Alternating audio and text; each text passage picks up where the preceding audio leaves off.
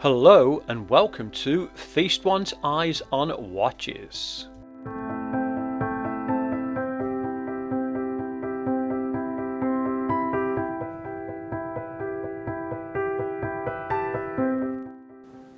I bought this watch off AliExpress and I paid £41.68 for it. However, because it came in a box, it had to go through customs, so I had a customs charge of just over £3, and again the British Post Office took £8 for handling this, so you've got to put all these costs on to buy one of these watches.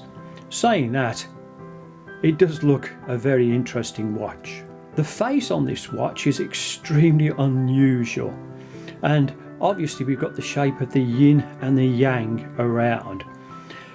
On the top here you've actually got the dial for the watch, giving you the hours of the day, and some of those hours are marked in 12, 3, 6 and 9, and then you've got little batons in between at the 1 and the 2, 4, 5 and so on. And you may also notice that there is a little second hand ticking around just down here. Again, what an unusual feature. Now, all of the indices are all raised, and as you can see around the actual dial, it's all polished in stainless steel, and there's a little inner ring again that is in stainless steel. The part of the black part of the yin and yang is all polished, and then the surface of these is like a fish scale, and as you can see you've got a sun and moon dial as well. Another very interesting part is this open heart complication, and on the opposite side you've got the name of the company and their logo. Now all of these are raised, and they are printed in, again, like stainless steel. When you look at the watch face and how it's been set out, it looks very three-dimensional, but very unusual and very attractive as well. I do like the finish of this fish scale. There's probably some real nice name for this, but that's what it looks like to me. The crown on this watch is offset, and it's actually at the 2 o'clock position. And if I just turn this around to the side so you can see the crown from the side, it's a nice grippy crown, and the watch case is again stainless steel and is polished to a very nice standard. Just looking at the hands on the watch in a little bit more detail, and we'll just move these around so you can see. Now they're in stainless steel, and as you can see there's a little ring just down towards the end of it, and then a little needle pointer, and the needle pointer does sweep very nicely right to the end of its dial, so that is very good. This is this one here.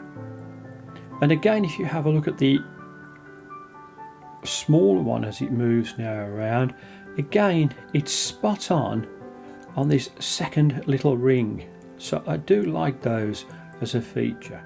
One of the complications on the watch is this sun and moon dial, and if I move the hands around you'll see it moving, and so the sun is just going down into the corner, and then the moon is just coming up. Now the moon only looks like it's maybe a quarter of a moon, with a few stars just glistening around, and as the night starts to become day, the sun is just starting to come back up again. You see a few little rays coming in, and it's back to sunshine.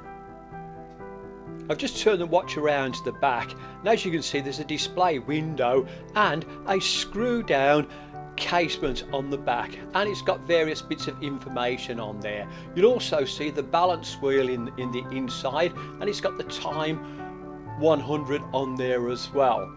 Now just going to turn the watch around so you can have a look through the back and just have a look at the flywheel with my finger just waggling in the back there. The movement in this watch is a P3 211.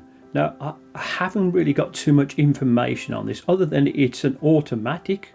You can hand wind the watch and it's quite loud, and the power reserve on this is probably about 40 hours. The glass in the watch is Hardlex and it's actually slightly domed as well, and you can see that when I just put my finger just onto the top, so you can just see the shape of it.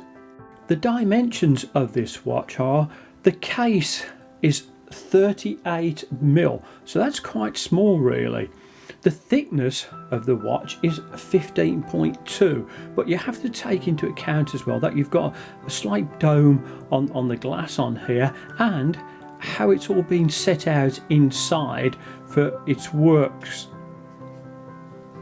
From lug to lug it's 46mm. The inside of the lugs up here are 20mm and the crown is 5mm. The black leather strap that comes in the watch is 20mm just at the top, and then it's got a small taper down to 18mm. And the quality of the strap is not too bad for the price of the watch. I've just put the yin and yang watch onto my wrist, and it does look quite different. I should imagine from a conversational point of view, if somebody sees this, they'd want to know a little bit more about it. But from my point of view, I think it actually looks very good. Will the Time 100 yin and yang watch fit under the cuff? Well, it does.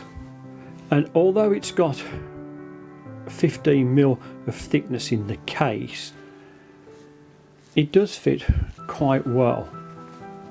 And I have to say, it does look very, very attractive. So I will give that a pass. Will the yin and yang watch fit under the cuff with cufflinks?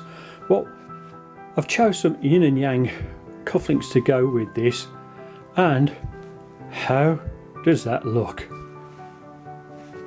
Each one complements each other quite nicely, and it fits very, very good. I did mention before that I think from a conversational point of view, this watch would certainly catch people's eyes. So maybe it's a little bit of a shame to hide it under the cuff, but nevertheless it fits well, so that's a pass. This watch just screams out to be seen, so my recommendation is wear some short sleeved shirts and show the watch off. To sum up my review of the Timeco 100 watch, this is a great watch with lots of interesting features to it, so can I recommend this? Absolutely yes.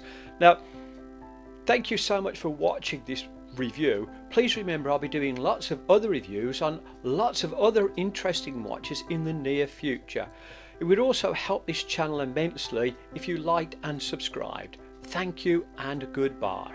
Thank you for watching this review. Please like and subscribe.